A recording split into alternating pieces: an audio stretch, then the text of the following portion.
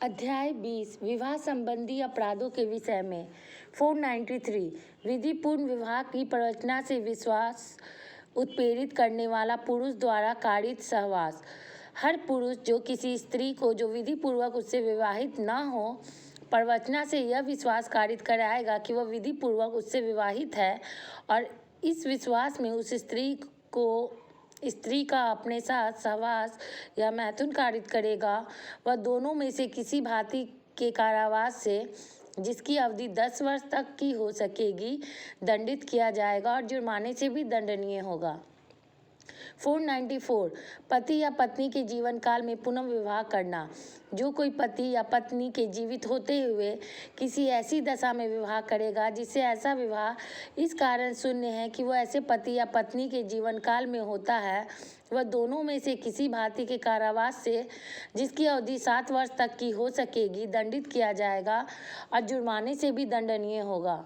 अपवाद इस धारा के विस्तार किसी ऐसे व्यक्ति पर नहीं है जिसका ऐसे पति या पत्नी के साथ विवाह सक्षम अधिकारिता के न्यायालय द्वारा शून्य घोषित कर दिया गया हो, और न किसी ऐसे व्यक्ति पर जो पूर्व पति या पत्नी के जीवन काल में विवाह कर लेता है।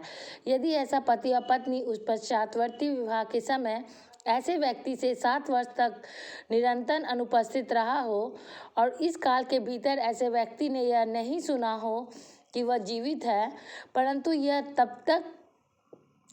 तब जबकि ऐसे पश्चातवर्ती विवाह करने वाला व्यक्ति उसे विवाह के होने के पूर्व उस व्यक्ति को जिसके साथ ऐसा विवाह होता है तथ्यों की वास्तविक स्थिति की जानकारी जहाँ तक कि उसका ज्ञान उसको हो दे।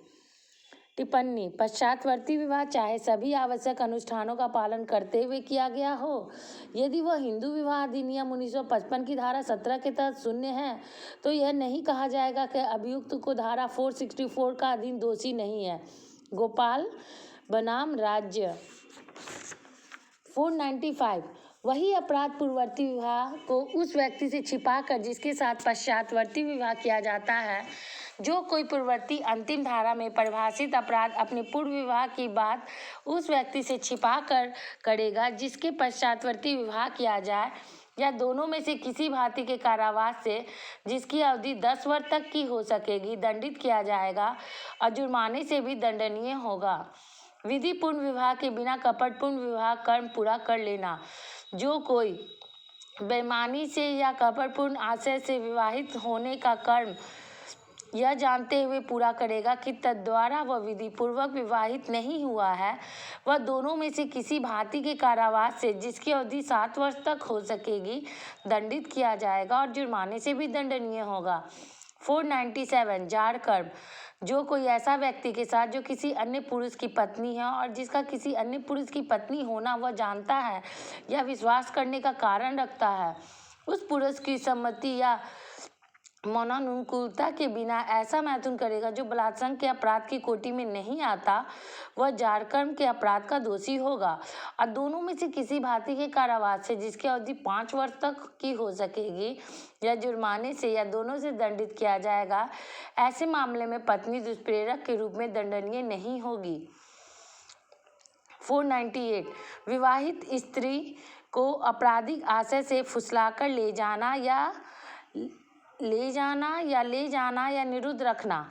जो कोई किसी स्त्री को जो किसी अन्य पुरुष की पत्नी है जिसका अन्य पुरुष की पत्नी होना वह जानता है या विश्वास करने का कारण रखता है, उस पुरुष के पास से या किसी ऐसे व्यक्ति के पास से उस पुरुष की ओर से उसे देखरेख करता है या इस आशय से ले जाता है या फुसला कर ले जाएगा कि वो किसी व्यक्ति के साथ अयुक्त संभोग करे या उस आशय से ऐसे किसी स्त्री को छिपाएगा या निरुद्ध करेगा कि वह दोनों में से किसी भांति के कारावास से जिसकी अवधि 2 वर्ष तक की हो सकेगी या जुर्माने से या दोनों से दंडित किया जाएगा।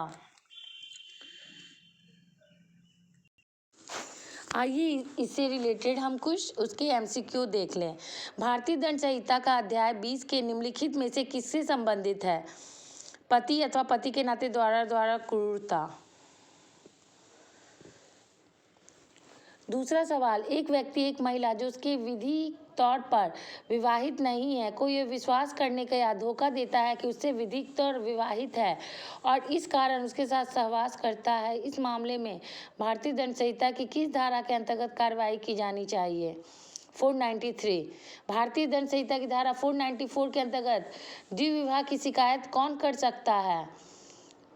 पत्नी की ओर से माता, पिता, भाई अथवा बहन। निम्नलिखित अपराधों में से इसमें आपराधिक मनस्थिति के आवश्यक तत्व नहीं होता है। द्विविवाह। आज हमने जाना अध्याय 20 के विवाह संबंधी अपराधों के विषय में, जो कि 493 से लेकर 498 तक था। 493 में है विधिपूर्ण विवाह की प्रवचना से विश्वास उत्प्रेरित करने वाला पुरुष द्वारा कारित सहवास।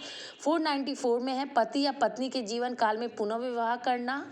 495 में वही अपराध पूर्ववर्ती विवाह उस व्यक्ति से छिपा कर जिसके साथ पश्चातवर्ती विवाह किया जाता है। 496 है विधिपूर्ण विवाह के बिना कपटपूर्ण विवाह कर्म पूरा कर लेना। 496 है विधिपूर्ण विवाह के बिना कपटपूर्ण विवाह कर्म कर पूरा कर लेना।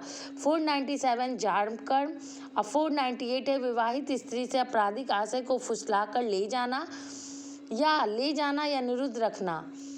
धन्यवाद।